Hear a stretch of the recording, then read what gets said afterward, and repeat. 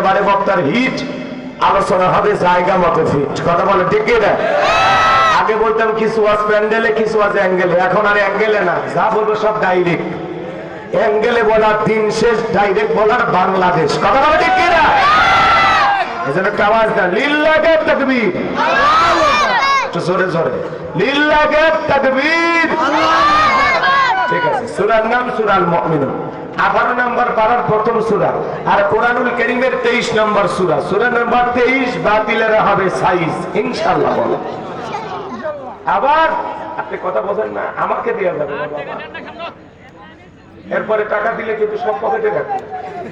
কথা বলেন নাই, ওদের মাঝখানে দিলে আমি তো লাইন ভুলে যাব। 3টে বেজে গেছে। কতই সচেচ্ছা পর্যন্ত কথা বলে 1 ঘন্টা 10 মিনিটের মতো আছে। আমাকে এখানে লোক বসা, একজন বসে নেবেন, কিচ্ছু লাগবে না। আমারও তো খেদমত করবেন, আমি গ্রামের মানুষ। হ্যাঁ, চোখ দিয়ে তাকালে আমার বাড়ি দেখেন, একই জেলার মানুষ। ঠিক আছে বাবা, বস বস। আমার একটু কথা বলবেন না, আসলে পাশে কেউ কোনো কথা বলবে না, ঠিক আছে? একটু নীরব থাকবেন ইনশাআল্লাহ, বিশৃঙ্খলা। যারা দাঁড়িয়ে আছেন চুপচাপ থাকবেন। আপনারা যারা দাঁড়িয়ে আছেন আমরা খুশি, কারণ আপনারা আমাদের মাহফিল কষ্ট করে শুনতেছেন, পাশাপাশি আমাদের সিকিউরিটির দায়িত্ব পালন করতেছেন। আমাদের সব ডাবল। বৈশা যারা শুনতেছেন তাদের সাথে যারা দাঁড়ায় শুনতেছে এদের সব আরো বেশি। মেলায় যারা শুনতেছে ওরা আরো বেশি সব পাবে নাকি? ওরা পাবে না, ওদের মনে শয়তানি ঢুকছে। ওরা জীবনে কোনোদিন দোকান দেখেনি, মার্কেট দেখেনি, বাজার দেখেনি, এই প্রথম দেখছে। ওরা আসমানের থেকে আজকে পড়ছে। কিছু লোকের স্বভাব হলো মেলায় ঘোরা, চা পান জিলেপি খাবে। রে বাবা, খাইতে মন চাইছে, 5 মিনিট খায় দৌড়া। হ্যাঁ, খায় আর গল্প করবে কিছুক্ষণ, করে কালেকশন করলে 3টে বাজালো, কখন করবি? মবিতুলের বাপ তুমি কি আসো?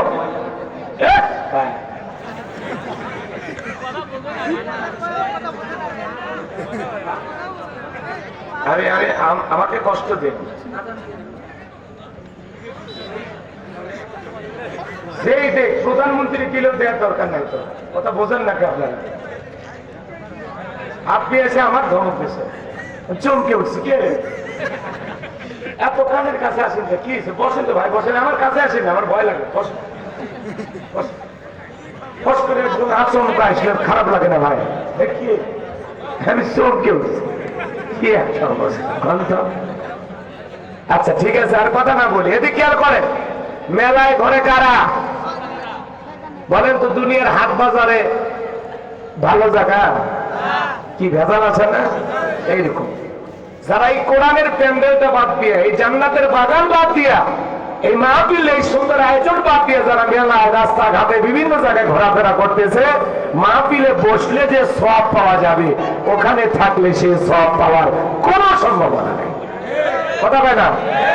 কারণ ওই লোকগুলো মাহফিল শুনতে আসেনি, ওরা আসছে একটু বেলুন কিনতে, একটু মেলায় ঘুরতে, চুরিপট্টিতে কার বই, কার মেয়ের চেহারা কেমন, এই ধান্দায় ঘুরতেছে। কিছু ছেলেবেলে দেখেন না এরকম দুষ্টুমি করার জন্য মাহফিলে আসে। ওদের নিয়ত অ্যাকচুয়াল ভালো না। আর যদি কোনো মতে আসে 2-3 মিনিট খালি প্যান্ডেলের চেহারা দেখবে লোকজন কেমন হয়েছে দেখে দৌড়ে আবার মেলা চলে যাবে।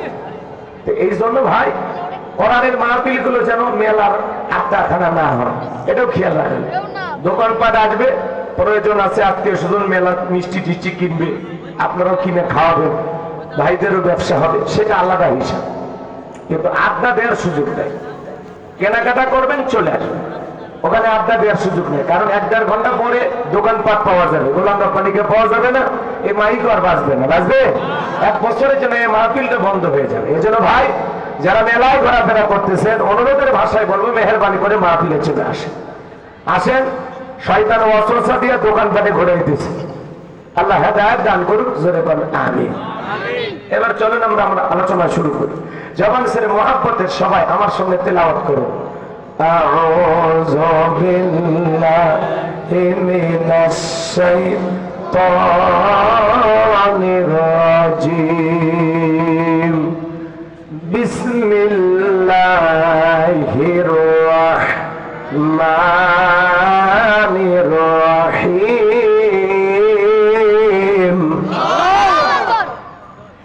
ভিতর মোদ্দার শয়তানের কাছ থেকে আল্লাহ পাকের কাছে আশ্রয় প্রার্থনা চাচ্ছি। পরম কোন মসিম দাদু আল্লাহ তাআলার নামে শুরু করছি। সূরার নাম সূরা আল মুমিনুন। যে কোনো সূরা বা আয়াতের তাফসীর করতে হলে কোন প্রেক্ষাপটে কোন সময় আল্লাহ তাআলা সেই আয়াতটি বা সূরাটি নাজিল করেছেন, সে নাজিলের প্রেক্ষাপট জানা দরকার আছে না নাই? আরবিতে বলা হয় শানে নজুল। যদি শানে নজুল আলোচনা করা হয় তাহলে তাফসীর বুঝতে সহজ হয়। চিৎকার মেরে বলুন আল্লাহু আকবার। তাহলে সূরা আল মুমিনুন বিশ্বনবীর উপরে কোন প্রেক্ষাপটে কোন সময় আল্লাহ তাআলা নাজিল করেছেন, সেই নাজিলের সময়কালটা কেমন ছিল, প্রেক্ষাপটটা কেমন ছিল একটু জানার দরকার আছে। আমি কি বলবো? আমার ভাইয়েরা গভীর মনোযোগ দিয়ে কথাগুলো শুনবেন। নবীজির প্রিয় সাহাবী হযরত ওমর ফারুক দেখে বলেন, আমি মৌমাছির গুনগুন আওয়াজ শুনলাম। ডানে তাকায় মৌমাছি নাই, বামে তাকায় মৌমাছি নাই। বিশ্বনবীর চেহারা মোবারকের দিকে তাকায় দেখি নবীজি আমার ফিসফিস করতেছেন। তার মানে আমার বোঝার বাকি রইল না, আসমান থেকে নবীজির উপরে কোরআনুল কারীম নাজিল হচ্ছে আর বিশ্বনবী কোরআনুল কারীম রিসিভ করতেছেন। বলুন সুবহানাল্লাহ। মৌমাছির গুনগুন আওয়াজ হলে কোরআনুল কারীম নাজিল হয়। দপ্তরি ছুটির ঘন্টায় বাড়ি মারে টন টন আওয়াজ হলে কোরআনুল কারীম নাজিল হয়। নবীজি যখন ঘোড়ার উপরে থাকতেন ওই সময় যদি কোরআনুল কারীম নাজিল হইতো, ওহির ভারে ঘোড়ার পা গুলো বালুর ভিতরে ডুবে যেত। বলেন আল্লাহু আকবার। নবীজি উঠের উপরে থাকলে ওই সময় যদি কোরআনুল কারীম নাজিল হইতো, ওহির ভারে উঠের মাথা জমিনের সঙ্গে লেগে যেত। এক সাহাবী রানের উপরে মাথা রেখে নবীজি আরাম ফরমাচ্ছেন।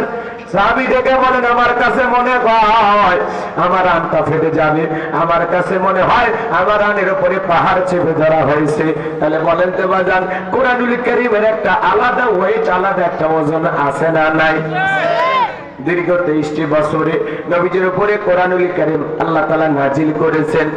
আমার ভাইরা জীবনের প্রথম ওহী রিসিভ করতে গিয়ে নবীজির শরীর মোবারকে জ্বর পর্যন্ত এসেছিল।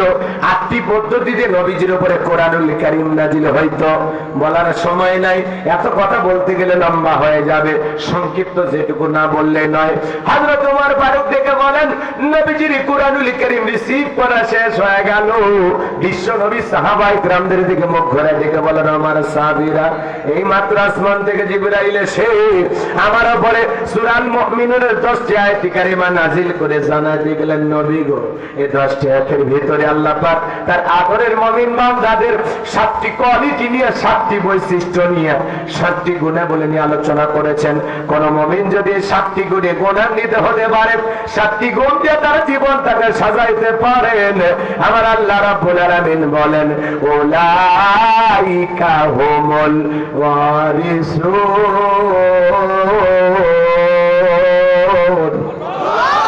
الذين يرثون الفردوس هم فيها خالدون। আমার আল্লাহ রাব্বুল আলামিন বলেন, তারাই উত্তরাধিকারী হবেন জান্নাতুল ফিরদাউসের। সেখানে তারা চিরকাল বসবাস করবেন। আমার আল্লাহ কোনোদিন তাদেরকে জান্নাত থেকে বের করে দেবেন না। চিৎকার মেরে বলুন সুবহানাল্লাহ। আপনার আমার টার্গেট জান্নাত না জাহান্নাম? কারা কারা জান্নাতে যেতে চান দুই হাত তুলে আল্লাহকে দেখান। আল্লাহ আমাদের সবাইকে জান্নাতুল ফেরদাউসের ওয়ারিস হিসেবে কবুল করুন। জোরে বলেন আমিন। আরেকটু জোরে বলুন আমিন। এবার জান্নাতে যেতে হলে 7টি কোয়ালিটি। জোরে বলেন কোয়ালিটি।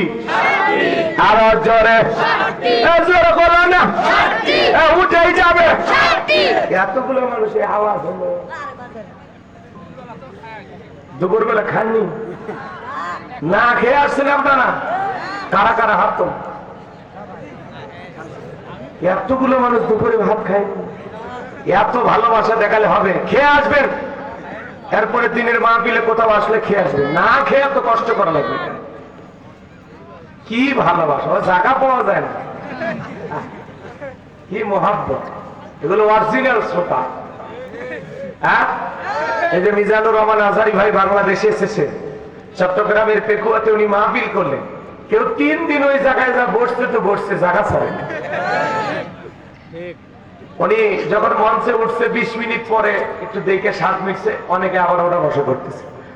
উনি তখন রাগ করে বললেন যে আপনার 3 দিন আগে কেন আসলেন, আজকে বিকেলে আসতেন অথবা সন্ধ্যার পরে আসতেন, এই যে 3 দিন আগে আসে কষ্ট পাইছেন আবার এখন আমাকে একটু দেখেই চলে যাচ্ছেন। এরকম করলে হবে না, মাহফিলে আসা লাগবে, নির্দিষ্ট সময়ের 5-10 মিনিট আগে আসবেন, তাহলেই হবে। বক্তা কখন উঠবে আপনারা বোঝেনি, যে জোহরের নামাজ পড়ে, তার মানে 2টায়, তার মানে 1:50-এর মধ্যে আসলেই যথেষ্ট, ঠিক আছে। আর যদি মনে করেন না দ্বিতীয় বক্তার ওয়াজ শুনবো, তাহলে 12টার দিকে আসবেন। কথা কি বুঝতে পারতেছেন? এইভাবে সময় নিয়ে আপনারা আসবেন। আমাদের মিজানুর রহমান আজহারী ভাই ফিরে এসেছেন, অনেক বক্তার বুকে জ্বালা পড়া শুরু হয়ে গেছে, কথা বোঝেন না? ওনাদের মাহফিলেতে এত লোক হয় না, এজন্য একটু হিংসাই চলে, কিন্তু আসলে ঠিক না। উনি তো আমাদেরই ভাই, তাই না? ডক্টর মিজানুর রহমান আজহারী হলো বাংলাদেশের এই মানুষের হৃদয়ের স্পন্দন, যারা মহাব্বত ভালোবাসা করে, এই ডক্টর মিজানুর রহমান আজহারী হলো বাংলাদেশের রত্ন। কথা বলে দেখিয়ে না, কোটি কোটি মানুষ তাকে মহাব্বত করে, ভালোবাসে শুধু কোরআনের কারণে। কথা বলে দেখিয়ে না, এই নলডাঙ্গার মাটিতে আমাদের এই যে হামিদুল ভাই, চেনেন না আপনারা? ওনারা কষ্ট করে নিয়ে আসছেন, ওনারা আবারও স্বপ্ন দেখে, যদি আল্লাহ চায় আবারও নিয়ে আসতে চায়, আল্লাহ যেন কবুল করে। একটু জোরে বলেন না আমিন। কষ্ট পাইছেন আপনারা? ডক্টর মিজানুর রহমান আজহারী ভাইয়ের মাহফিলে লোক হইলে আমাদের সমস্যা আছে? আমরা খুশি, কারণ তার কাছে যুবকেরা যাবে, আলোচনা শুনবে, পরিবর্তন হয়ে যাবে। আল্লাহ কবুল করে। জোরে বলেন আমিন। এখনকার যুবকরা নায়ক গায়ক ভালোবাসে, এখনকার যুবকেরা ভালোবাসে আলেমদেরকে। কথা বলে ঠিক কিনা? ইসলামের এই গণজোয়ার কেউ থামাইতে পারবে না। আগামীর বাংলাদেশ ইসলামের বাংলাদেশ, আগামীর বাংলাদেশ আলেমদের বাংলাদেশ। কথা বলে ঠিক কিনা? আল্লাহর এই জমিনে আল্লাহর দ্বীন প্রতিষ্ঠিত হবে ইনশাআল্লাহ। আল্লাহ এই জমিনকে কোরআনের জন্য কবুল করুন। জোরে বলেন আমিন। ডক্টর মিজানুর রহমান আজহারী ভাইকে আল্লাহ পাক তামাম পৃথিবীর জন্য কবুল করুন। জোরে বলেন আমিন। উনি মুসলিম উম্মার সম্পদ, আল্লাহ বোঝার তৌফিক দান করুন। অনেকে সমালোচনা করতে পারে, করুক, হেরে যাবে ওদের হিংসা, জিতে যাবে আমাদের ভালোবাসা। কথা বলে ঠিক কিনা? ওই হিংসার আগুনে জ্বলে পুড়ে ছাই হয়ে যাবে। আল্লাহ বোঝার তৌফিক দান করুন। চলুন আমরা আলোচনা শুরু করি। আমার ভাইয়েরা, নবীজি তখন সাহাবা ইকরামদের সামনে তিলাওয়াত করে শুনিয়ে দিলেন। আমার আল্লাহ রাব্বুল আলামিন বলেন, ক্বাদ ফালাহাল মুমিনুন।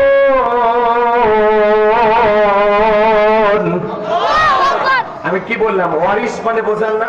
বাবা মারা গেলে সন্তান যেরকম ওয়ারিস সূত্রে বাবার সম্পত্তির ভাগ পায়, কোন মুমিন যদি 7টি গুণাবলী, আমি যে পয়েন্টগুলো নিয়ে কথা বলবো, প্রত্যেকটা পয়েন্ট অনুযায়ী যদি আপনারা আমল করতে পারেন, এই 7টি গুণাবলী আপনার ভিতরে যদি আপনি ঢুকাইতে পারেন, ওই 7টা গুণ দিয়ে নিজেকে ঢেলে সাজাইতে পারেন, তাহলে আপনি জান্নাতুল ফিরদাউসের ওয়ারিস হতে পারবেন, উত্তরাধিকারী হতে পারবেন।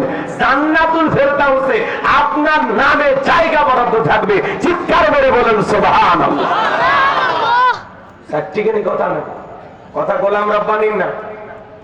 আমি শুধু বাঁশিতে সুর তুলতেছি, বাঁশিওয়ালা আল্লাহ। কথা কি বুঝতে পারতেছেন? প্রত্যেকটা কথা মালিকের, আমি একটু বানিয়ে বলবো না, একটু মনোযোগ দিয়ে কথাগুলো শুনবেন।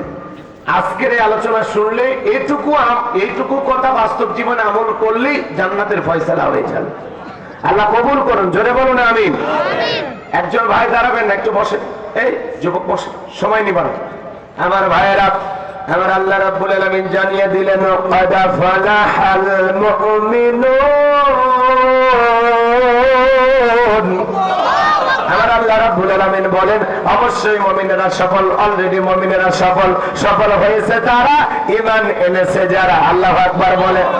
আমরা মনে করি ক্ষমতা পাইলে সফল, টাকা থাকলে সফল, যশ খ্যাতি, সেলিব্রিটি, নায়ক, সুপারস্টার, এরা বুঝি সফল। আল্লাহর কাছে কোনো সফলতার মাপকাঠি না। আল্লাহর কাছে সফল হতে পারবে তারা ঈমান আনবে যারা। আল্লাহু আকবার। বর্তমান পৃথিবীর সবচেয়ে ক্ষমতাধর ব্যক্তি নাম হলো ডোনাল্ড ট্রাম্প। কি নাম? এ হলো বর্তমান পৃথিবীর সবচেয়ে ক্ষমতাধর ব্যক্তি। ভালো করে বুঝবেন। আপনাদের এলাকায় বাজার আছে নলডাঙ্গা, এই বাজারে আল্লাহর একজন বান্দা তরি তরকারি বিক্রি করে, সবজি বিক্রেতা। আজান দেওয়ার পরে লোকটা যদি মসজিদে গিয়ে সালাত আদায় করে, বলেন তো বাজান, পৃথিবীর বড় নেতা ডোনাল্ড ট্রাম্পের চাইতে ওই সবজি বিক্রেতা ইমানদারের দাম কম না বেশি? তার মানে কি বলছেন? ইমান আছে যার, দাম আছে তার। বেঈমানেরা ক্ষমতার দিক দিয়ে দুনিয়াতে সফল হতে পারে, মরার পরে সবগুলো বেঈমানকে বিটাইয়া জাহান্নামে দেবেন কে? আর একটু জোরে বলেন কে? ভাই কথা বলা লাগবে। আপনারা যেভাবে কথা বলতেছেন এটা আওয়াজ হয় না। একটা মাহফিলে যদি আওয়াজ না দেন, এই যুবকে কি ট্যাবলেট খেলে বসাবো? হ্যাঁ, ভিটামিনের ট্যাবলেট নিয়ে আসবো?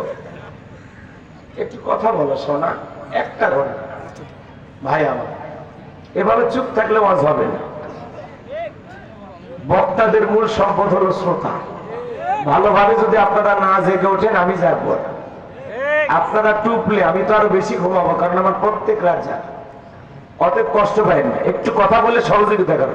একটা ঘন্টায় নাই 50 বার চিল্লান লাগবে, এই তো তারপরে সব ঠিক হয়ে যায়। তোমাদের শরীরের শক্তি যেন বৃদ্ধি হয়, আমি দোয়া করো।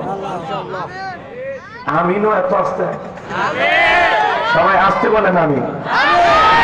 মহিলা প্যান্ডেলের কেউ চান না শুনে, আরো আসতে বলেন আমি। আসতে গেলে জোরে। ওই জন্য তো আমি রজে বলি না যে আমরা উল্টো দিকে চলি। গাড়িতে চড়ে একজন সিগারেট খায়, তো পাশের সিটের একজন বলতে চাই যে লেখা গাড়ি, ওখানে কি লেখা থাকে?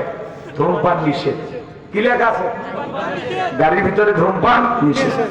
তখন যে সিগারেট খাইতেছে তখন বলছে আমার কি সামনে লেখা দেয়, সামনে লেখা আছে আপনার কোন অভিযোগ থাকলে চালককে গিয়ে বলুন। তখন বলছে বেটা যা সামনে যা, যা বলবি ড্রাইভারকে বল। মুরব্বী মানুষ হাঁটতে হাঁটতে ড্রাইভারের কাছে গেছে, যা বলতেছে ভাই গাড়িতে লেখা আছে ধূমপান নিষেধ, একটা ছেলে খাই নিষেধ করলাম, উল্টো বলে আপনার কোন অভিযোগ থাকলে চালককে বলুন। চালক বলতেছে আমার সিটের পিছনে কি লেখা আছে ওটা দেখ। এবার লেখা আছে গাড়ি চালানোর সময় চালকের সাথে কথা বলিবেন। তাহলে অভিযোগটা দেবেন কোন জায়গায়? আসতে কইলে জোরে হয়, এটা কথা হইল। তাহলে চিৎকার মেরে বলুন আমিন। সম্মানিত ভাইয়েরা আমার, গভীর মনোযোগ দিয়ে কথাগুলো বোঝার এবং শোনার চেষ্টা করবেন। আমি যে কথা বলতে চাই, ঈমান এনেছে যারা, সফল হয়েছে তারা। ক্ষমতা পাইলে সফল হওয়া যাবে না, ঈমান থাকা লাগবে। ঈমানদাররা দুনিয়াতে সফল, আখিরাতে সফল। আর বেঈমানেরা দুনিয়াতে সফল হতে পারে, মরার পরে সবগুলো বেঈমানকে পিটাইয়া জাহান্নামে দিবেন তিনি কে? ভালো করে বোঝার চেষ্টা করবেন। পৃথিবী কাঁপানো বড় বড় নেতা আছে, রাশিয়ার প্রেসিডেন্ট পুতিন, ভারতের দাদা, এরা যত বড় ক্ষমতাধর হোক, বাংলাদেশের একজন রিক্সা চালক, ভ্যান চালক, লোকটা যদি ইমানদার হয়, আজান দেওয়ার পরে মসজিদে গিয়ে যদি আল্লাহকে সিজদা দেয়, পৃথিবীর বড় বড় নেতাদের চাইতে ওই রিক্সা চালক, ভ্যান চালক ইমানদারের দাম আল্লাহর কাছে কম না বেশি? এদের ক্ষমতা পাইলে রাত দেওয়া যাবে, ক্ষমতা পাইলে যে বিশাল কিছু না, অত সহজ না। আমেরিকা দেখেন তাম পৃথিবীতে ওরা কিভাবে খেলা খেলে। ওরা নারীর ক্ষমতা দেবে, পুরো পৃথিবীকে উৎসাহ দেয় যে না, নারীদেরও ক্ষমতায় যাওয়া দরকার, নারীরাও প্রধানমন্ত্রী হবে, নারীরাও রাষ্ট্র চালাবে। কি ডায়লগ দেয়! অথচ আজ পর্যন্ত আমেরিকার ইতিহাসে কোন নারীকে তারা প্রেসিডেন্ট বানায়। আমেরিকার 47তম প্রেসিডেন্ট হলো ডোনাল্ড ট্রাম্প, তার সাথেই লড়াই করেছিল, প্রতিদ্বন্দ্বিতা করেছিল কমলা হ্যারিস। কথা কয় না গো? তার মানে আমেরিকা কত বড় সেনা দেখছেন, ওরা কখনো কোন নারীকে ওদের নেতা বানায় না। কথা বলেন। আমাদেরকেও সিদ্ধান্ত নেওয়া লাগবে, আগামীতে আর যাই হোক কোন নারীকে আমরা এই দেশের প্রধানমন্ত্রী বানাবো না। বাংলাদেশের পুরুষ প্রধানমন্ত্রী কারা কারা চান? হাত তুলে দেখা। লিল্লাহে তাকবীর। নারীদের দেখার দিন শেষ, আগামীতে পুরুষের বাংলাদেশ। কথা বলে ঠিক কিনা? নারীদেরকে প্রধানমন্ত্রী বানানো যাবে না, নারীদের রাগ বেশি, জেদ বেশি। কথা বলে দেখেন না, স্বামীর সাথে ঝগড়া লাগে হাড়ি বাতিল ভেঙে ফেলে দেয়, স্বামী তুলে আছাড় মারে। আর মেয়েরা যদি একবার শান্তির জায়গা পায়, জীবন চলে যাবে, জায়গা ছাড়বি। 16 বছর লাগছে ছাড়তে। কথা বল নাকি আপনারা? তারপরে কি দেশের বাইরে যায় আমাদেরকে শান্তিতে রাখছে না? মাঝে মাঝে কল রেকর্ড ফাঁস হয়, আসতে চায়। কথা কয় না? আমি চট করে ঢুকবো, দেশের কাছে আছি, আপনি আসবেন তো গেলেন কেন? কি দরকার ছিল যাওয়া? হ্যাঁ, ঈশ্বর চাচাকে বলা হয় স্বৈরাচার শাসক। হ্যাঁ, ঈশ্বর চাচা ক্ষমতা থেকে পদত্যাগ করে জেলে গেছে, দেশ ছাড়েনি, বাপের বেটা। দেশনেত্রী বেগম খালেদা জিয়া জেল খাটছে, অসুস্থ হয়ে দেশে পড়ে আছে, দেশ ছাড়েনি, বাপের বেটি। আর আপনারা বলছেন পালাবো না, হারাবো না, তো কি গেলে নিত? কথার তো দাম নাই, কথা কম। আমাদেরকে বলেন পাকিস্তানের রাজাকার, আজ পর্যন্ত কেউ ভেঙে পাকিস্তানে যায়নি, কিন্তু ভারতের দালালেরা ঠিকই ভারতে গেছে। কিন্তু আমাদের প্রধানমন্ত্রী ছিলেন না, উনি ছিলেন ভারতের কর্মচারী, যেই দিকে ইশারা দিত ওই দিকেই ঘুরতো। আর একবার বলেছিল না, আমি ভারতকে যা দিয়েছি ভারত কোনো দিন ভুলবে না, কথা কর। এই জন্য খবরদার আর কোন নারীকে এই দেশের প্রধানমন্ত্রী বানাবো না, মনে থাকবে তো ইনশাআল্লাহ। আর উনি আসতে চায়, আমরা বলবো বারবার আপনি আসেন, আপনার আসা দরকার আছে। কেন আসবেন না? আপনি মেয়ে মানুষ, কতদিন বাইরে থাকবেন? আপনাকে দেখার কেউ নাই, আপনি আসেন। ববু আইবা, তুমি আইবা গো, সেই দিন আইসা বুবু ক্ষমতা পাইবা না। ববু আইবা, তুমি আইবা গো, সেই দিন আইসা বুবু ক্ষমতা পাইবা না। বুবু কাদের কাকার অবস্থা খারাপ, তোর বেশ বাবার হাউন আঙ্কেল এখন সামনে আসে না। কর্মী সব জেলের ভিতর, আমি আসি ডরের ওপর, কখন জানি আসে গ্রেপ্তারি পরোয়ানা। আইবা, তুমি আইবা গো, সেই দিন আইসা বুবু সিয়ার বাইবানা। ক্ষমতার চেয়ার থেকে নামা সহজ, কিন্তু এই চেয়ারে ওঠা কঠিন, কতক্ষণ ঠিক না? ভাইরা মন খারাপ করবেন না, চলেন সামনের দিকে যাই। এজন্য ক্ষমতা পাইলে সফল হওয়া যাবে না, টাকা থাকলে সফল হওয়া যাবে না, যশ খ্যাতি থাকলে সফল হওয়া যাবে না। আল্লাহর কাছে সফল হতে পারবে তারা ঈমান আনবে যারা। কদ আফলাহাল মুমিনুন, অবশ্যই মুমিনেরা সফল, অলরেডি মুমিনেরা সফল। সফল হয়েছে তারা, ঈমান এনেছে যারা। আপনার চেহারা কালো হোক, ফর্সা হোক, লম্বা হন, খাটো হন, ধনী হন, গরিব হন, তাতে কোনো সমস্যা নাই। আপনার ভিতরে ঈমান নামের সম্পদ আছে, আল্লাহর কাছে আপনার দাম আছে, বলুন আল্লাহু আকবার। তাহলে এদিকে খেয়াল করেন, আপনার আমার ভিতরে ঈমান আছে, আল্লাহর কাছে দাম আছে। এই জীবনে যদি আল্লাহর কাছে দামি হতে পারি, আর কিছু চাওয়ার আছে?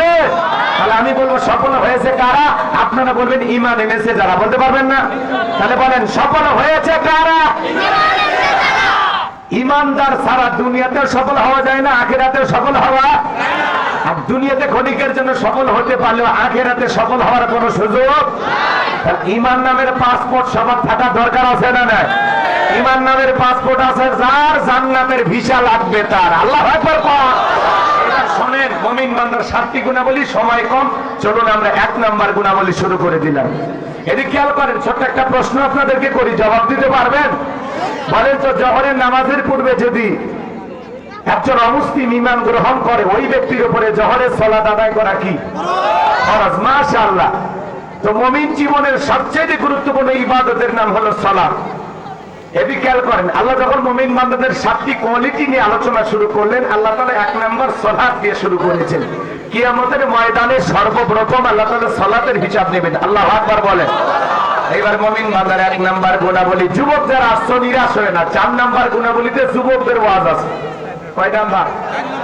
তোমরাও যুবক, আমিও যুবক, তোমাদের মনে দুঃখটা আমি বুঝি, কথা কয় না? এই গাইবান্ধার ভাইরা কথা বলো না কেন? আমাদের বাড়ি গাইবান্ধা, আমরা খাঁটি আল্লাহর বান্দা, নাই মনে খারাপ ধান্দা, মনের মধ্যে একটাই ধান্দা, খালি জান্নাত পাওয়ার ধান্দা। নারীর ধান্দা নাই, ক্ষমতার ধান্দা নাই, টাকার ধান্দা নাই, ধান্দা কিসে? জান্নাত পাওয়ার। মনে থাকবে তো ইনশাআল্লাহ? তাহলে এই ডায়লগ মুখস্থ থাকবে। আমাদের বাড়ি গাইবান্ধা, আমরা খাঁটি আল্লাহর বান্দা, নাই মনে খারাপ ধান্দা, মনের মধ্যে একটাই ধান্দা, জান্নাত পাওয়ার ধান্দা। মনে থাকবে তো ইনশাআল্লাহ? আল্লাহ কবুল করুন, জোরে বলুন আমিন।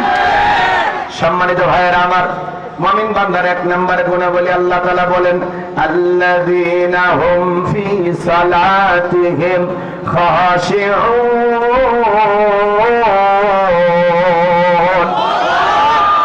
মুমিন বান্দার 1 নাম্বার গুণাবলী, যারা নিজেদের সালাত বিনয়ের সহিত, নম্রতার সহিত, আল্লাহর ভয় নিয়ে আদায় করে। আপনি আমি যখন সালাত আদায় করব, অন্তরে ভয় থাকতে হবে তার, বিনয়ের সহিত, নম্রতার সহিত। এই আয়াতের ব্যাখ্যায় তাফসীরকাররা লিখেছেন, তাফসীর ইবনে কাসির থেকে বলতেছি, মাজার গো আমার তাফসীরকাররা লিখেছেন অন্তরের ভিতরে চিন্তা, দুশ্চিন্তা, বিবির কথা, সংসারের কথা, ব্যবসা বাণিজ্যের কথা, দুনিয়াবি কোন চিন্তা ভাবনা মনের মধ্যে রাখা যাবে না। দুনিয়াবি সব চিন্তা ভাবনা মসজিদের বাইরে রেখে টেনশন মুক্ত হৃদয় নিয়ে আল্লাহ রাব্বুল আলামিনকে সিজদা দেওয়ার জন্য মসজিদে প্রবেশ করতে হবে। আপনি আমি যখন মসজিদে প্রবেশ করব অন্তরে ভয় থাকবে একমাত্র কার? ইয়া আইয়ুহাল্লাযীনা আমানু তাকুল্লাহ, হে ঈমানদারগণ আমি আল্লাহকে ভয় করো, হাক্কা তুকাতিহি, ভয় করার মতো ভয় করো। আল্লাহু আকবার বলেন। কিভাবে সালাত আদায় করবেন? আম্মা জান আয়েশা ডেকে বলেন, নবীজি এত লম্বা সময় ধরে নামাজের ভিতরে দাঁড়িয়ে থাকতেন, আমি মাঝে মাঝে তাকায় দেখতাম নবীজির পা মোবারক ফুলে উঠতো। বলেন আল্লাহু আকবার। আম্মা জান আয়েশা আরো ডেকে বলেন, নবীজি এত লম্বা সময় ধরে রুকু করতেন, সিজদা করতেন, মাঝে মাঝে মনে হয় নবীজি আর কোনোদিন সিজদা থেকে মাথা উঠাবেন না। আম্মা জান আয়েশা একদিন তাকায় দেখেন নবীজি কাঁদতে কাঁদতে সিজদার জায়গাটা পর্যন্ত ভিজে গেছে। জিজ্ঞাসা করলেন, নবী গো কেন এত কান্না করেন? বিশ্ব নবী ডেকে বলে, আয়েশা আমি তো আমার জন্য কাঁদি না, আমি কাঁদি আমার গুনাহগার উম্মতের জন্য। আল্লাহর কাছে কেঁদে কেঁদে বলি, আল্লাহ আমার গুনাহগার উম্মতের গুনাহগুলো মাফ করে দাও, আমার গুনাহগার উম্মতকে ওই কঠিন জাহান্নামের আগুন থেকে মুক্তি দাও। জোরে বলেন আমিন।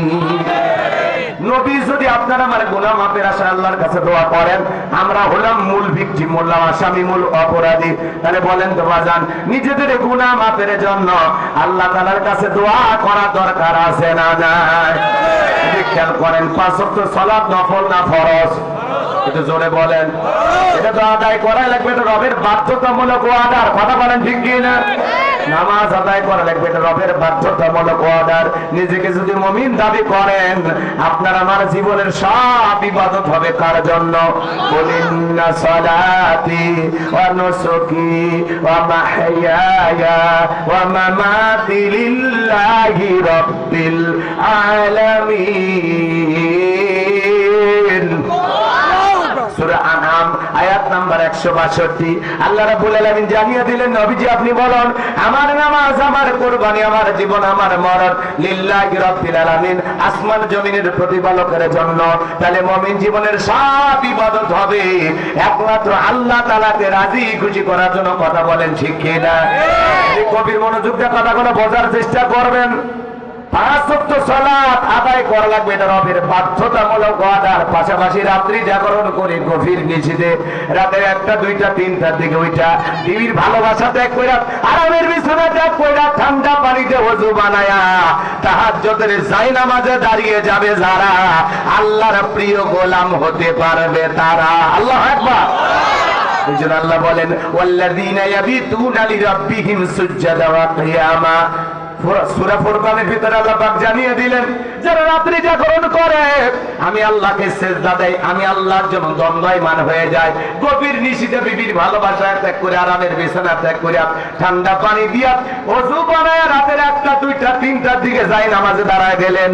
এই নামাজ দুনিয়ার কাউকে দেখানোর জন্য নয়, এই নামাজ হলো একমাত্র আল্লাহকে পাওয়ার জন্য। যারা তাহাজ্জুদের সালাত আদায় করে, আল্লাহ তাদের মর্যাদা বাড়িয়ে দেন। সুবহানাল্লাহ বলেন। একটু জোরে বলেন সুবহানাল্লাহ। এই জন্য বাজার নিয়মিত তাহাজ্জুদের সালাত আদায়।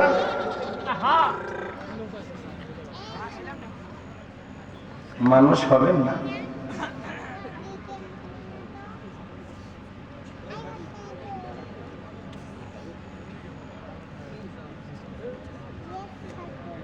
ওটাই তো বললাম, মানুষ হবেন না।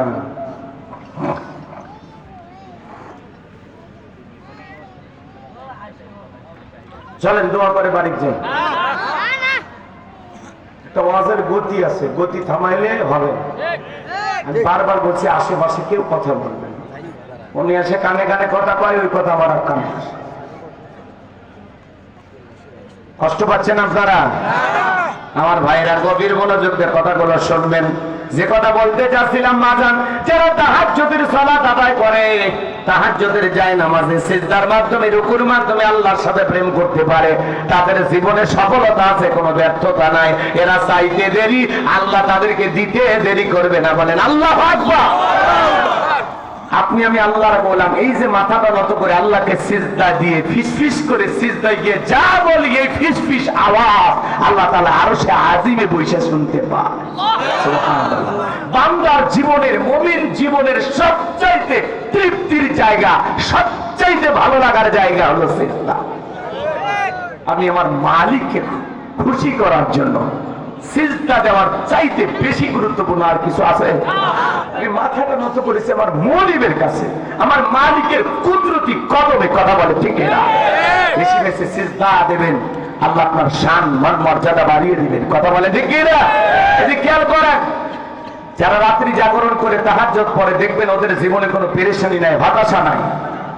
যুবকেরা রাত্রি জাগরণ করে তবে ইবাদত করে না, ইউটিউব ইন্টারনেট ঘাটাঘাটি করে, ইমো মেসেঞ্জারে বান্ধবীর সাথে চ্যাটিং করে, সারা রাত মোবাইলে বান্ধবীর সাথে কথা বলে। হ্যালো জান, খাইছো, ঘুমাইছো, কি করো? মেয়ে রাগ করে বলে আজকে ভাত খাবো না। তুমি না খেলে আমিও খাবো না। নিজের বাবা খাইছে কিনা খবর নেই না, মা খাইছে কিনা খবর নেই না, বান্ধবী না খাইলে ওই হাইব্রিড যুবকের মুখে খাবার ওঠে না। এরকম দুষ্ট পোলাপান আছে না? গাইবান্ধাই নাই, গাইবান্ধার ছেলেরা এগুলো বোঝেই না, ওগুলো ভারতে আছে। রাগ করতেছেন আপনারা? সারা রাত ইমো মেসেঞ্জারে সেটিং করে অনলাইনে জুয়া খেলা, ফ্রি ফায়ার, পাবজি আসা সব খাইয়া ফজরের আজান হয় যখন ওই হাইব্রিড যুবক ঘুমাইতে যায় তখন নামাজও পড়ে না। কথা বলে না? এ যুবক, এই ঘুম ভাঙলে সকাল, না ভাঙলে পরকাল। কথা বলে ঠিক না? কেমন করে ঘুমাও তুমি ওরে গাইবান্ধার যুবক, কেমন করে ঘুমাও তুমি ফজর করে কাজা? এমন তো হতে পারে ও তোমার জহরে জানাজা, এমন তো হতে পারে ও তোমার জহরে জানাজা। আল্লাহ যুবকদের হেদায়েত দান করুক। জোরে বলুন আমিন। আমার ভাইয়েরা, 5 ওয়াক্ত সালাত আদায় করতে হবে, এটা রবের বাধ্যতামূলক আদায়। কিভাবে নামাজ আদায় করবেন? বিশ্বনবীর সাহাবীরা যখন মরুভূমিতে নামাজে দাঁড়িয়ে যেতেন, সাহাবায়ে কিরামদের কাঁধের উপরে, মাথার উপরে পাখিগুলো বসে থাকতো। নবীর সাহাবীরা সালাতে এত মনোযোগ, কাঁধে পাখি পড়ে থাকে তারপরে টের পাইতো না। চিৎকার মেরে বলেন সুবহানাল্লাহ। আর আপনি আমি মুসলমান, একটা মশা যদি পড়ে এই হাত এই জায়গায় নিয়ে যা, আগে মশা মারে তারপরে সূরা ধরে। কথা কন? হযরতে তালহা রাদিয়াল্লাহু তাআলা সালাত আদায় করতেছিলেন, জঙ্গল থেকে সাপ এসে সন্তানটাকে বেঁচিয়ে ধরেছেন। স্ত্রী মানুষজনকে ডাকলেন, ছেলেটাকে বিপদমুক্ত করলেন। হযরতে তালহা নামাজ শেষে জিজ্ঞাসা করে, বিবিরে বাড়িতে তো মানুষজন, ব্যাপারটা বুঝতে পারলাম না।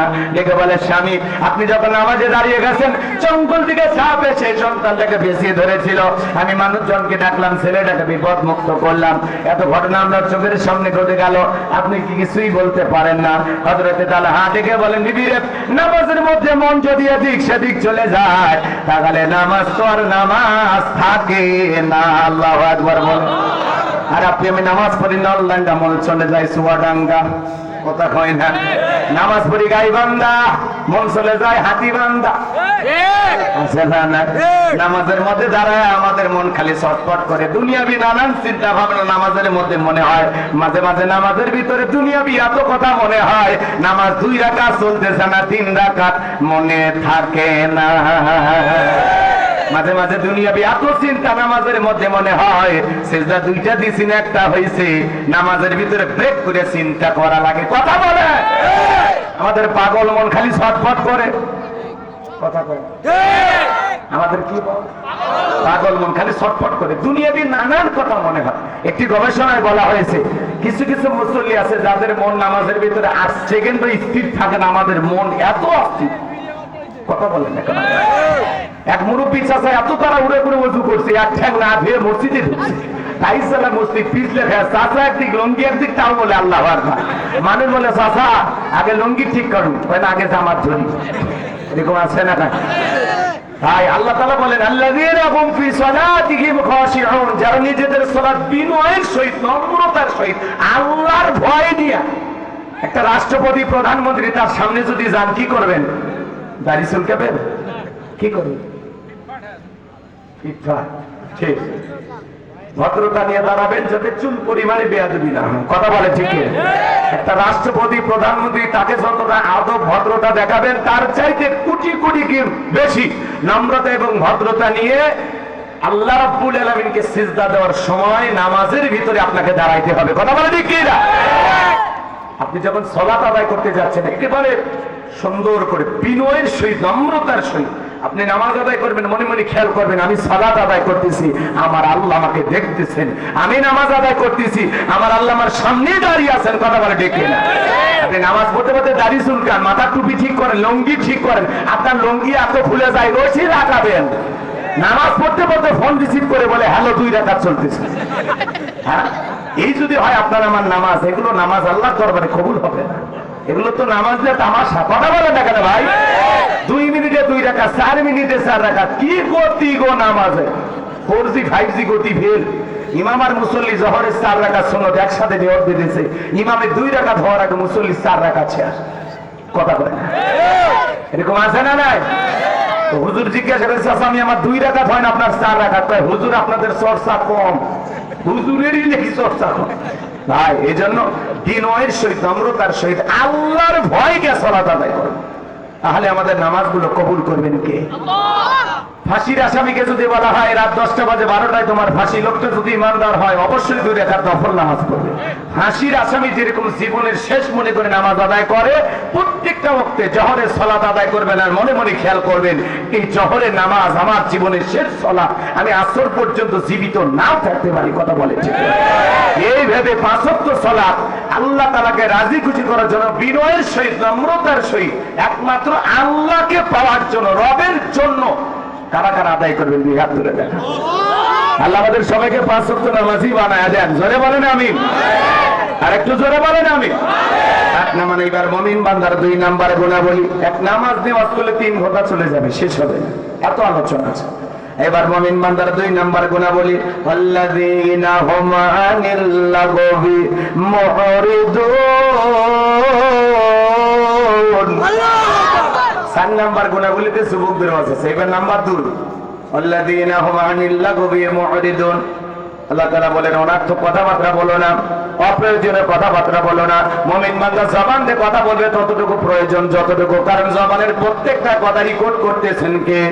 মায়ালফিজু মিন কাউলিন ইল্লা লাদাইহি রাকিবুন আতীদ। বান্দা এমন কোন কথা বলে না যে কথা রেকর্ড করার জন্য আমার ফেরেশতারা নাই। আপনার জবানের প্রত্যেকটা কথার হিসাব একদিন দিতে হবে কার কাছে? আল্লাহর কাছে। এই সময় সাহির কাছে ঝড় তুললে হবে না, অপ্রয়োজনীয় কথা বলা যাবে না, মানুষের সমালোচনা করা যাবে না, অমুক খারাপ তমুক খারাপ, এ ভালো না সে ভালো না। না ভাই চুপ, এত কথা কেন বলে না? চুপচাপ থাকেন। মানুষ সমাতা না যা, চুপ থাকলে আপনি নাজাত পাবেন। আল্লাহু আকবার বলেন। বিশ্বনবী বলেছেন তোমরা যদি 2টা জিনিস কন্ট্রোল করতে পারো, হেফাজত করতে পারো, একটা হলো 2 চলের মাঝখানে থাকা নরম জিহ্বা, আর 2 মাঝখানে থাকা লজ্জাস্থান। এই 2টা যদি কন্ট্রোল করতে পারো, হেফাজত করতে পারো, আমি নবী তোমাদের জান্নাতের জিম্মাদারি নিলাম। চিৎকার মেরে বলেন সুবহানাল্লাহ। তাহলে জবান দিয়ে যা খুশি তাই বলা যাবে না, জবানের প্রত্যেকটা কথার হিসাব দিতে হবে। অমুক খারাপ তমুক খারাপ, আলেমদের সমালোচনা, ইসলামের সমালোচনা, যা খুশি তাই বলতেছেন না, হিসাব করে কথা বলেন। এত কথা আপনি কেন বলেন? চুপ থাকেন, চুপ চুপ চুপ থাকলে আপনি গুনাহ থেকে বেঁচে থাকবেন। আগে 4-5 জন মহিলা এক জায়গায় হলে গীবত পরনে দিয়ে সফর করে হইতো, এখন 4-5 জন পুরুষ হইলে গীবত শুরু হয়ে যায়। গীবত করা মানে কি? মৃত ভাইয়ের গোশত খাবার সমান। আপনার মৃত ভাইয়ের গোশত খাবেন? হ্যাঁ খাবেন নাকি? মাঝখানে সিট দিয়ে এক টুকরে আনি দেবো, খাবেন নাকি? মারা গেল, বেঁচে থাকতেন? রাগ করতেছেন মনে হয়। এগুলো হলো ঘৃণিত কাজ। আল্লাহ আমাদের হেদায়েত দান করে, জোরে বলেন আমিন। তাহলে মুমিন বান্দা জবান দিয়ে সে কথা বলবে যে কথা বললে সব হয়। মুমিন বান্দা অনার্থক কাজ করবে না। মুমিনের টাকা হলে মুমিন সিনেমা হল বানাবে না, যাত্রা গানের আয়োজন করবে না, গানের কনসার্ট দেবে না, মদের বাদ দেবে না। মুমিনের টাকা হলে মুমিন মসজিদ বানাবে, মাদ্রাসা বানাবে, ঈদগাহ মাঠ বানাবে, কবরস্থান বানাবে, তাফসীরুল কোরআন মাহফিলের আয়োজন করবে। মুমিনের টাকা হলে গরিব দুঃখীকে খাইতে দেবে। মুমিনের টাকা পুকুরের ঘাট বানায় দিবে, রাস্তার মধ্যে ফলের গাছ লাগায় দিবে। মুমিনের টাকা ভালো ভালো কাজে ব্যয় হবে। কথা বলে ঠিক কিনা? মুমিন তার অর্থ দিয়ে মানুষের ভালো কাজে সহযোগিতা করবে। আর আমার দেশে দেখে না, টাকা পাইয়া 1-2 টাকা নয়, 4,500 কোটি টাকা দিয়ে তারা ভাস্কর্য বানাইছিল। এক কথা বলেন নাকি আপনারা? ভাস্কর্য বানার লাভ কি করছেন? 5ই আগস্টে ওই ভাস্কর্যের মাথার উঠে মানুষ পেশাব করছে। আপনার বাবার সম্মান কমছে না বাড়ছে? কথা বলেন না কেন? সেই দেশের মানুষ খাইতে পারে না, ডাস্টবিনের খাবার ঘুরে খায়, রেল স্টেশনে মানুষ ঘুমায়, কথা কয় একটা নারী দেহ 500 টাকা 1000 টাকার বিনিময়ে বিক্রি করে পেটের ভাত জোগাড় করে। সেই দেশে যারা ভাস্কর্যের নামে বিলাসিতা করে 4,500 কোটি টাকা দিয়া ভাস্কর্য বানাইছে, প্রত্যেকটা টাকার হিসাব একদিন আল্লাহর কাছে দিতে হবে। 4,500 কোটি টাকা কারে বলে জানে? মানুষ খাইতে পারে না, লক্ষ লক্ষ বেকার যুবক কাজ পায় না, আর আপনারা এগুলো করেন না। এই ভাস্কর্যের সংস্কৃতি, মূর্তির সংস্কৃতি, এটা মুসলমানের সংস্কৃতি না, এটা মুশরিক ইহুদি এদের কালচার। কথা বলে ঠিক না? মুসলমান মূর্তি বানাবে না, ভাস্কর্য বানাবে না, মুসলমান বানাবে মসজিদ মাদ্রাসা।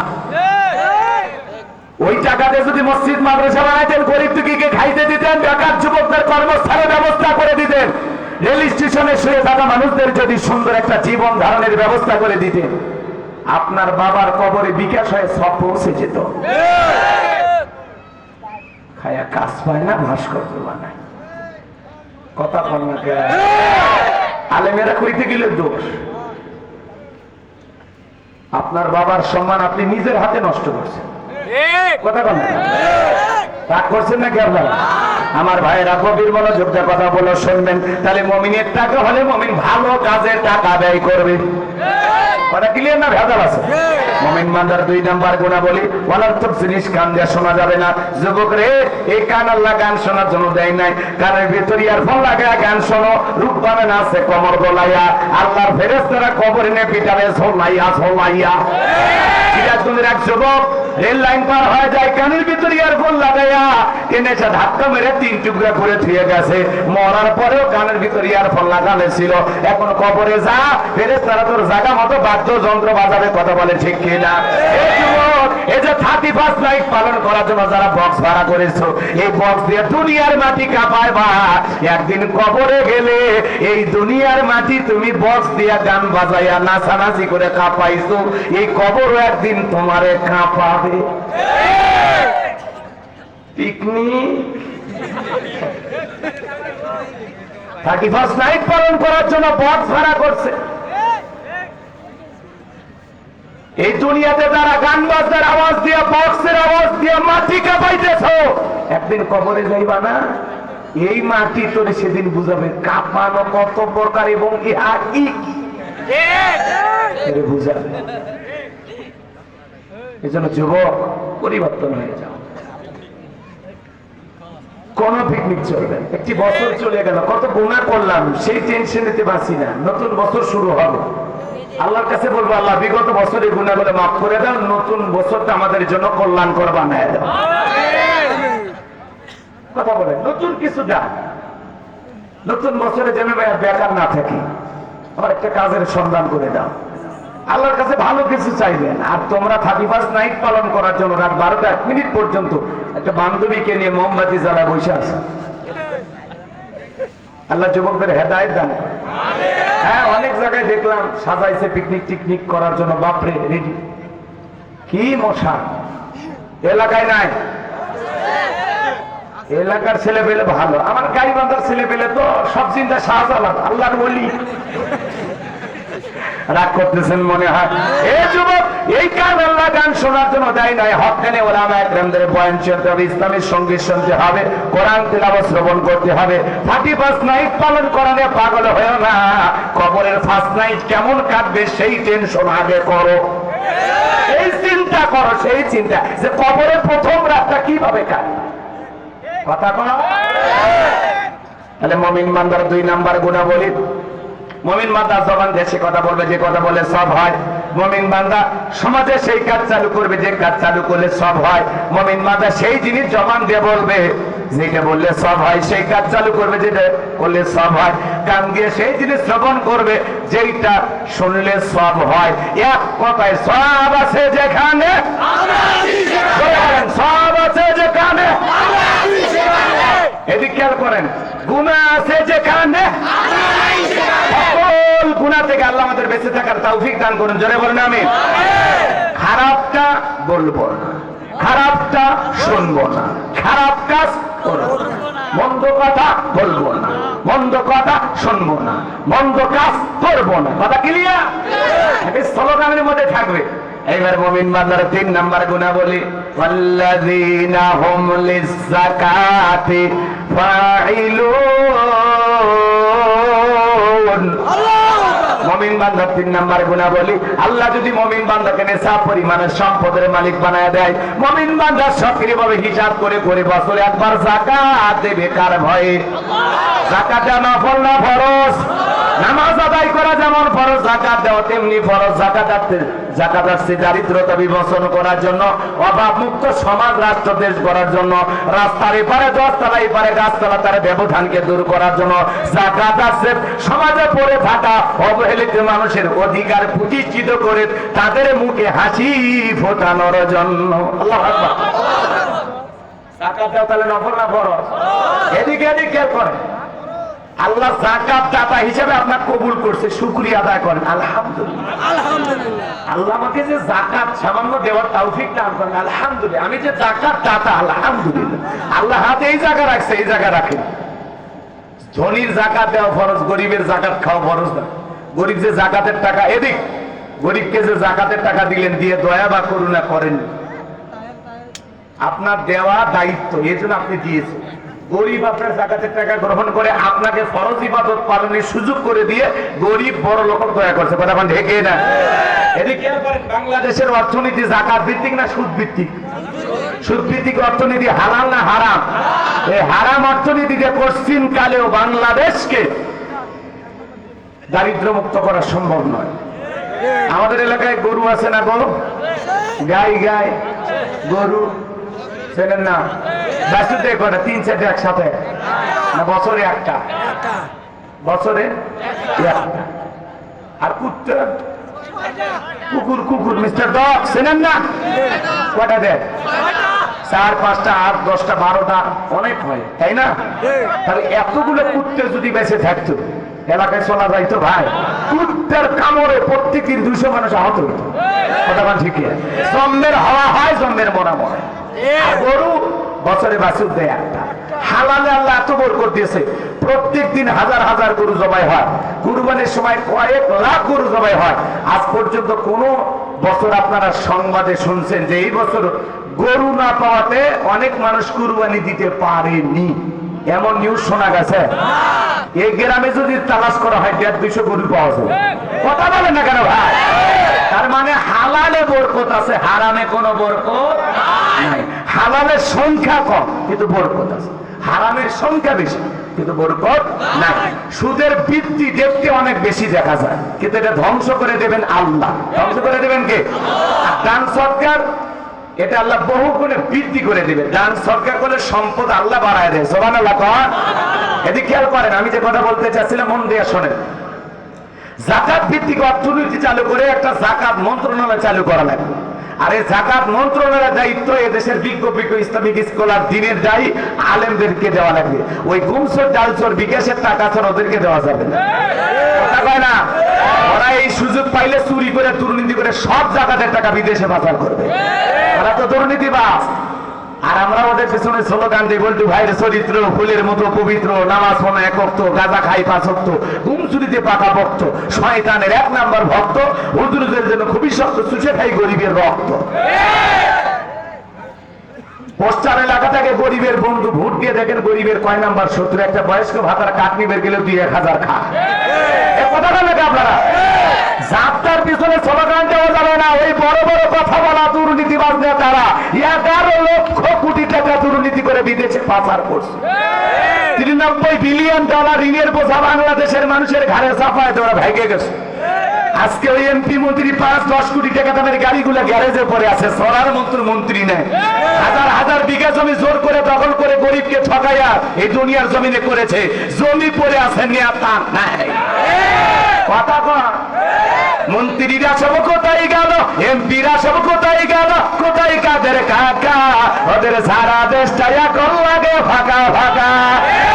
পালাবো না, পালাবো না, পালাবো না, পালাবো না, যাই না তাদের দেখা। ওদের সারা দেশটা এখন লাগে ফাঁকা ফাঁকা। আইন মন্ত্রী আটকে গেল আইনেরই ফাঁকে, দাড়ি সারা দরবেশটারে ভণ্ড ভণ্ড লাগে। শুনেছি ভাই কত নেতা নেত্রী খাইতেছে ভাই ডান্ডা, বিচারপতি কালামানিকের ফাটিয়েছে নাকি আন্ডা। এটা আমার খবর না, মিডিয়ার খবর। এই বিচারপতি শামসুদ্দিন মানিক আল্লামা সাইদি হুজুরকে মৃত্যুদণ্ডের রায় দিয়েছিল। আমরা বলতে চাই ওই একই ট্রাইব্যুনালে বিচারপতি মানিককেও মৃত্যুদণ্ডের রায় দিতে হবে। এই বিচারপতি মানিক বিচারকের নামে বিগত সরকারের 5 গোলাম ছিল, কথা বলে ঠিক না? এই বিচারপতি মানিক 116 জন আলেমের তালিকা করে দুদকের কাছে জমা দিয়েছিল। আমার মতো গাইবান্ধার ভাঙ্গা বক্তা, রোল নাম্বার ছিল 23, সিরিয়ালে আমার নাম্বার কত ছিল গো? 23। আমার 2টা ওয়াজ ভুল ধরেছিল, একটা বৈশাখ নিয়ে আর একটা ওই যে ধর্ম যার যার উৎসব সবার এই স্লোগান দেওয়া যাবে না, এটা কুফুরি স্লোগান। এই 2টা বিষয় নিয়ে আমি চমৎকার বয়ান দিয়েছিলাম, এটা ওদের কাছে ভালো লাগেনি। ওরা বোঝাইতেছে যে আমি বৈশাখের বিরুদ্ধে কথা বলেছি, দেশের সংস্কৃতির বিরুদ্ধে কথা বলেছি। তুমি নিজেকে মুসলমান দাবি করবা আর গিটার তবলা ইলিশ পান্তা কুলে এগুলোর ছবি আলা পাঞ্জাবি শাড়ি পরে বউ বাচ্চা নিয়ে ঘুরবা, এটা জায়েজ? হ্যাঁ, বৈশাখের নামে রং মাখামাখি করবা, বান্ধবীর অন্য ধরে টান দিবে, এগুলো বলা যাবে না। কথা বলা আমাদের গাইবান্ধার মানুষ ঠান্ডা হয়ে গেছে, শরীরে বল না রাগ করছেন বাজান। অনেক লম্বা করার সুযোগ নাই, যেহেতু দিনের বেলায় অনেক কথা বলতে মনে চায় কিন্তু বলা যাবে। মন খারাপ করছেন আপনারা, তাহলে বিচারপতি মালিকেরও বিচার হওয়ার দরকার আছে না? নেই? পলকের ঝলক গেল, পলকের ঝলক গেল, থামিয়ে নেটের চাকা, ওদের সারা দেশটা এখন লাগে ফাঁকা ফাঁকা। কোথায় গেল সংসদেতে মমতাজের গান, কোথায় গেল হযরত বলা স্বামী ওসমান? 70 টাকা তাহাজ্জুদ করতো, বিরাট বড় আল্লাহর ওলি দাবি করতো। 41 সাল পর্যন্ত ক্ষমতায় টিকে থাকার এরা স্বপ্ন দেখেছিল, কিন্তু 24 সালের 5 আগস্টে ভাগ্যে কি আছে আল্লাহ ওয়ালারা জানতো। মাইক পেলে বলতো খেলা হবে, পুরো বাংলাদেশের মাঠ পড়ে আছে, কিন্তু ওই পাক্কা খেলোয়াড়রা নাই গো। কথা আছে, খেলোয়াড়রা আছে, পালাইছে। পালাই কারা? দুর্নীতি করে যারা, পালাই কারা? চোর ডাকাত যারা, পালাই কারা? খুনি যারা। কথা কর, আলো মানুষ পালায় না, আমরা এটা বিশ্বাস করি। কথা ক্লিয়ার না ভেজাল আছে? অনেক ওটা ভাষা করতেছেন, খারাপ লাগে?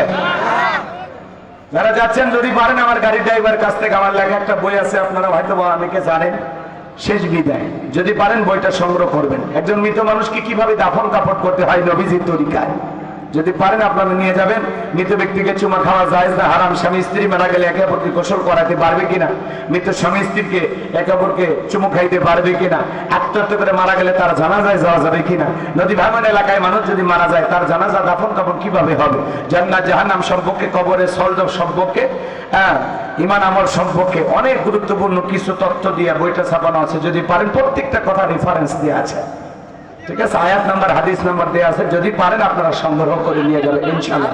50 টাকা হাতিয়ে দেয়া 76 পৃষ্ঠার বইটা, 2টা গজল, আমার মাদ্রাসার ঠিকানা সব দেওয়া আছে। যদি পারেন স্মৃতি হিসেবে আপনারা নিয়ে যাবেন। হে যুবকে, এগুলো তো কিনবা না। তোমরা কেন উপন্যাস, প্রেম কেন কাঁদায়, যৌবনের মৌবনে অভিশপ্ত রাত, মিলন হবে কতদিনে তোর মরণের পরে? এগুলো আজে বাজে উপন্যাস কিনলে চরিত্র ধ্বংস হয়ে যাবে। তার মানে ঠিক কিনা? প্রত্যেকটা মুসলমানের ঘরে একটা সিরাত গ্রন্থ থাকার দরকার আছে না? নবীজির জীবনের শুরু থেকে শেষ পর্যন্ত পড়বা। চোখে দেখা কবরে আযাব বইটা পড়ো, মাওলানা তারিক জামিলের লেখা, ভালো লাগবে ইনশাআল্লাহ। কষ্ট হয় আপনাদের? সামনের দিকে যাব। এই যে 4 নাম্বার গুণাবলীতে যুবক এসে গেছে, রেডি থাকো। লিল্লাহি তাআলা, তাহলে আলেমদেরকে দেওয়া লাগবে যাকাত মন্ত্রণালয়ের দায়িত্ব। আলেমেরা কি করবে? এদেশে সমস্ত ধনীদের তালিকা। শোনেন, এদেশের অধিকাংশ ধনী হিসাব করে যাকাত দেয় না। উনি ধনী মানুষ, যাকাত আছে 1 কোটি টাকা, কোনো মতে 5-10 লাখ টাকা যাকাত দিয়ে নিজের 90 লাখ টাকা যাকাত নিজে মেরে খায়। ইনি ধনী মানুষ, যাকাত আছে 10 লাখ, 2-3 লাখ দিয়ে নিজের 6 লাখ নিজে মেরে খায়। কথা কয় না? আর এদেশের যাকাত মানেই পাইছে শাড়ি লুঙ্গি, এমন লুঙ্গি কিনে দেয় 200 টাকা লেতর লুঙ্গি পরে থাকলে ওর জান্নাত জাহান্নাম সব দেখা যায়। এমন শাড়ি দেয় 300 টাকা দাম শাড়ি না মশারি ধুয়ে দিলে আর কিচ্ছু খুঁজে পাওয়া যায় না। এই বড় লোক, এই শাড়ি তোর বউরে পরাবি, এই শাড়ি তোর মেয়েরে পরাবি, কথা কোন ঠিক কিনা? জাকাত মানে শাড়ি লুঙ্গি না, দিলে মান সম্পূর্ণ কাপড় দেওয়া লাগবে, ভদ্র সমাজে যেগুলো পরা যায়। কথা কয় না, কথা কয় না। হযরত ওমর ফারুক দেখে বলেন জাকাত মানে শাড়ি লুঙ্গি না।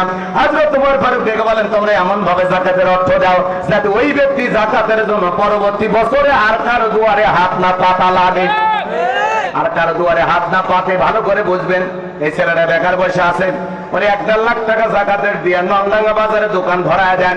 আল্লাহ যদি প্রায় 5-7 বছর ব্যবসা বাণিজ্য করে ভবিষ্যতে নিজেও জাকাত দিতে পারবে। এই ছেলেরা বেকার বসে আছে, জাকাতের 1.5 লাখ টাকা দিয়ে একটা অটো ভ্যান রিক্সা কিনে দেন। আল্লাহ যদি চায় তার একটা কর্মস্থানের ব্যবস্থা হয়ে গেল, দৈনিক 500-700 হাজার টাকা ইনকামের একটা ব্যবস্থা হয়ে গেল। এই ছেলেটা আর বেকার থাকলো না। একটা বিধবা নারী আসছে, শাড়ি দিয়ে কি লাভ? সেলাই মেশিন দেন, 2টা ছাগলের বাচ্চা দেন, 2টা গাভী গরু কিনে দেন, এগুলো লালন পালন করে ভাগ্যের চাকা ঘুরাবে। জাকাতের টাকা দিয়ে মানুষের কর্মস্থানে ব্যবস্থা করতে হবে। রাষ্ট্রীয়ভাবে কবে জাকাত আদায় হবে আমরা জানি না। যদি পারেন, এই গ্রামের নাম হলো কি? কিসামত। ভালো করে বলবেন, কিসামত হামিদ। এই গ্রামের নাম, মনে করেন এই গ্রামে 50 জন মানুষ যাদের উপর জাকাত ফরজ। এই মসজিদ করার জন্য যদি আপনারা এক জায়গায় হন, মাহফিল করার জন্য যদি এক জায়গায় হন, ভালো করে বুঝবেন জাকাত একটা ফরজ ইবাদত। পারলে এই গ্রামের সমস্ত মানুষ, এদিকে খেয়াল করেন, যাদেরকে আল্লাহ টাকা দিয়েছে, প্রত্যেক বছর আপনার জাকাতের টাকাগুলো নির্দিষ্ট একটা দিনে সবাই মিলে ধনীগুলো এক জায়গায় হন, হয়ে জাকাতের টাকা ধরেন। এই গ্রাম থেকে 50 লাখ টাকা জাকাতের কালেকশন হয়েছে। এইবার এই গ্রামের 30 জন গরিবের তালিকা করে, 30 জন গরিবকে বছর দিয়ে দেন, আর ওদেরকে বলে দিলেন যে শোন, এইটাতে তোর একটা কর্ম করতে হবে, খবরদার আর কারো কাছে হাত পাতা যাবে না। কথা পায় না, যে কোনো কাজ করে তোমাকে সচ্ছলতা ফিরিয়ে আনতেই হবে। এই টাকা ওই জন্য দেওয়া হলো, কথা ক্লিয়ার? এইভাবে 30 জন, পরের বছর 30 জন, এইভাবে করতে করতে দেখা গেল 5 বছরে 150 পরিবার। 150 পরিবার কি এই এলাকায় গরিব আছে? নাই। তার মানে 5 বছর পরে এই গ্রামে আর একজন গরিব খুঁজে পাওয়া যাবে। এভাবে আমরা উদ্যোগ নিতে পারবো ইনশাআল্লাহ। আল্লাহ বোঝার তৌফিক দান করুক। যারা বলেন আমিন। আমার ভাইয়েরা, ধনী জাকাত দেবে না, আলেমেরা কি করবে? ধনীদের তালিকা করবে। আপনার নাম, ব্যাংকের অ্যাকাউন্টে কত, বইয়ের অ্যাকাউন্টে কত, গোপন সিন্ধুকে কত, খাটের নিচে কত। আপনার জাকাত আছে 2,75,72,500 টাকা। ধনী জাকাত দেবে না, জাকাত আদায় করা হবে। 2 মিনিট একটা ঘটনা বলি। আল্লাহ নবী মুসা আলাইহিস সালামের নাম আপনারা শুনেছেন। নবী মুসা কারণের কাছে যা বলে, কারণ জাকাত দিতে হবে। কারণ দেখে বলে আমি জাকাত দিতে পারবো না। নবী মুসা আলাইহিস সালাম রাগ কম না বেশি? দেখে বলে কারণ রে, জাকাত না দিলে জাকাত আদায় করা হবে। এই কথা যখন বলেছেন, কারণ চোখের মুখের দিকে তাকায় দেখে নবীর রাগ উঠে গেছে। আল্লাহু আকবার। নবী মুসা রেগে গেলে মাথার টুপি বের করে চুল কারা হয়ে যায়। এক কিপ্তিকে ঘুষি মেরে দুনিয়ার থেকে বিদায় করে দেয়। আজরাইলকে পর্যন্ত থাপ্পড় মারে। সেই নবীর রাগ কম না বেশি? যে নবী মাঝে মাঝে আল্লাহকে এমন এমন প্রশ্ন করতেন যা অন্য পয়গাম্বাররা করতেন না। বলে, আল্লাহ আমার এত ঘুম ধরে, তুমি কি ঘুমাও না? নবী মুসা বলে, আল্লাহ আপনি কি সব জায়গায় দেখেন? বলে হ্যাঁ। ওই সময়ে দেখেন? বলে হ্যাঁ। এরকম সালা সেই প্রশ্ন করতেন। আল্লাহ আমি যদি আল্লাহ হই আর আপনি যদি মুসা হন, কি যাবেন বলেন? তাহলে এগুলো কি চালাকি প্রশ্ন না? খুব চালাক পয়গম্বর ছিলেন নবী মুসা। সুবহানাল্লাহ। রাগ লাগে নাকি গো? আমার ভাইরা শুনে যান, যে কথা বলতে চাচ্ছিলাম, নবী মুসার চেহারা রাগান্বিত সাপ দেখা